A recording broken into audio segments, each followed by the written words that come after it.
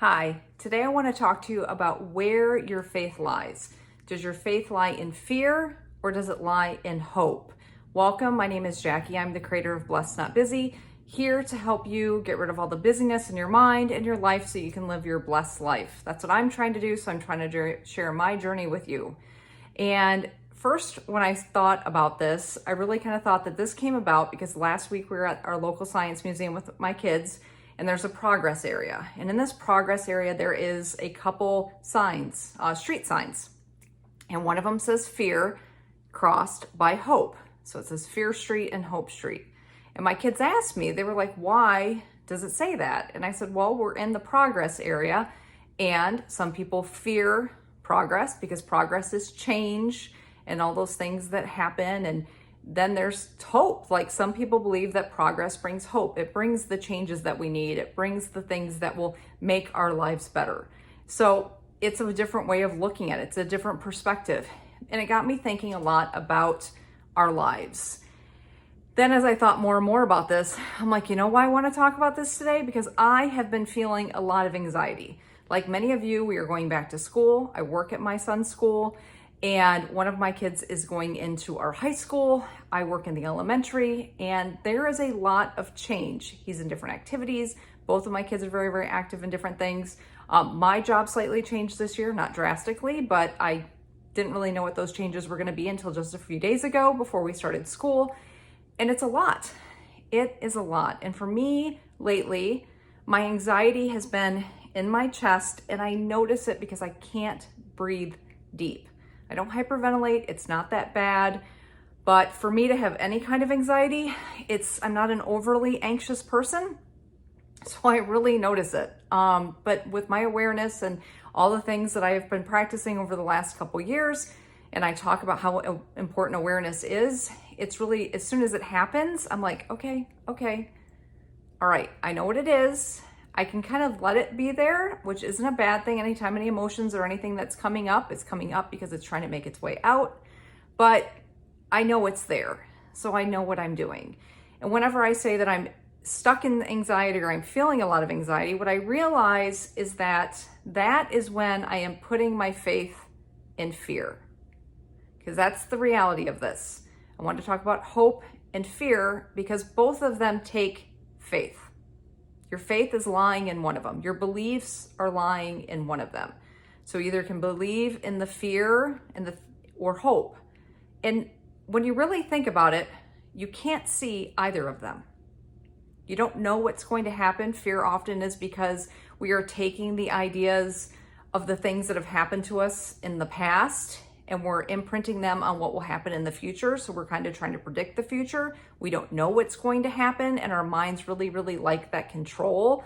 And we want to know. We want to know what's happening next. We don't like letting go of that control.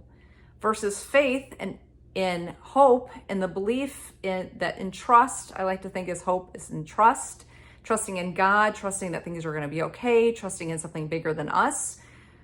That also you can't see. And you have to have faith and belief in that just as much. We kind of tend to think that that takes more faith and trust, but in reality it doesn't. It's just a preference. So I know when I'm getting anxious that I'm putting my faith and my belief in fear, in the fear that like it's not okay to let things be the way they are, or that I have to have some sort of false control for them to be okay, or that if things are going to be okay, I need to know how they're going to turn out. I need to know the future. I need to know exactly what's happening. I have to do all of these things, like yada, yada, yada. See how I'm talking? That's the anxiety coming out. And I know that I'm not alone in this, especially this time of year. A lot of change is happening. It always does at the end of August. As kids go back to school, as jobs change, all this different stuff, we're going into fall, and it's a busy time of year. So sometimes these anxieties and things can creep up. Actually, at any time of year, if you're watching this later on, they can creep up. And it's the awareness that really can help you. Whenever that you feel this, the awareness that you know that you're putting your faith and belief into fear instead of trust, you can take a minute and realize, okay, I know that I'm doing this and everything is okay with me doing that. It's all right. You're human. Don't blame yourself. Don't go down that route. just understand that, like, okay, why am I doing this? What is going on right now that I feel that is better serving me? Because it's serving you to a point. It doesn't mean it's serving you in a great way. Sometimes it's just because it's what we know. We get comfortable in what we know. So therefore, if this is something that you're used to, the other feeling of trust and hope in the unknown is more uncomfortable for you. You'd actually rather be anxious and worried than you would calm and relax, just because that's unknown to you. Our nervous system doesn't like the unknown, and we have to get used to being uncomfortable in something new, even though it might be even more something more pleasant and something that we say that we want. We just have to get more used to it. And there was a beautiful thing that I heard the other day that I wanted to share with you.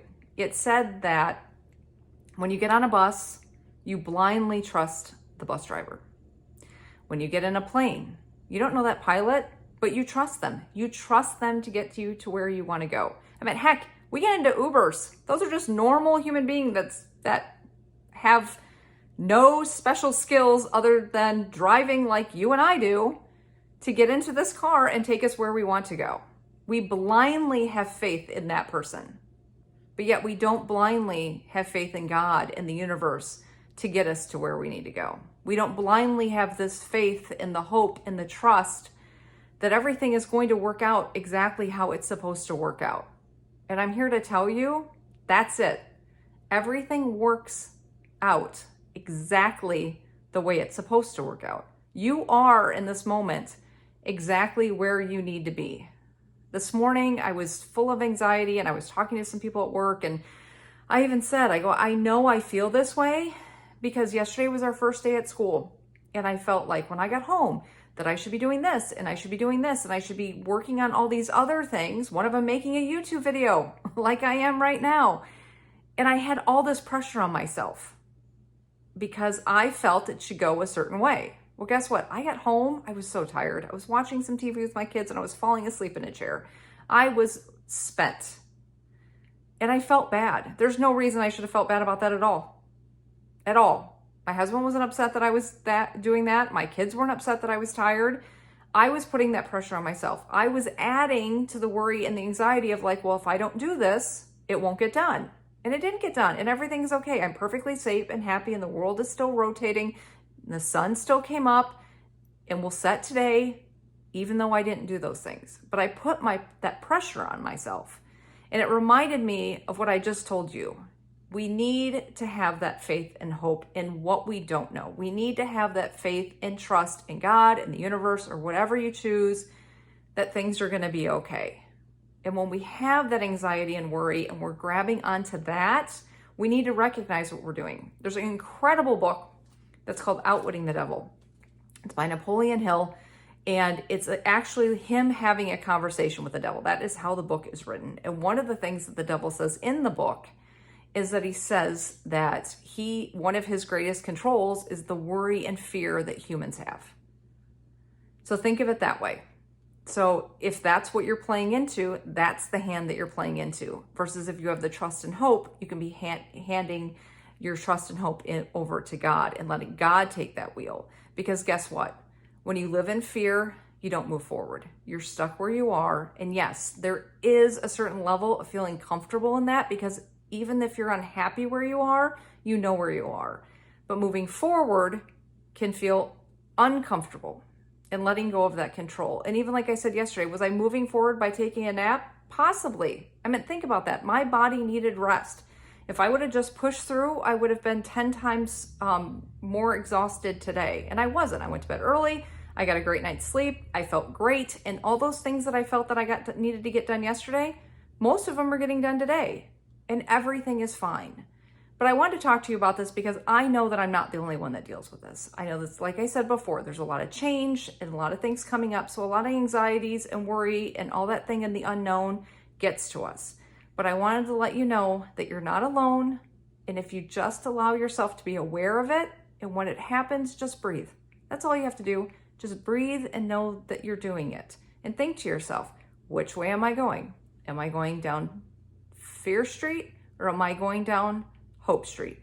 Which one am I going to choose? Because both of them take your faith and both of them take your belief. but one of them is playing into one hand and one of them is playing into the hand of God and in trusting. So I hope this helps you today, and I hope that you have an incredible week. And until next time, have a blessed, not busy day.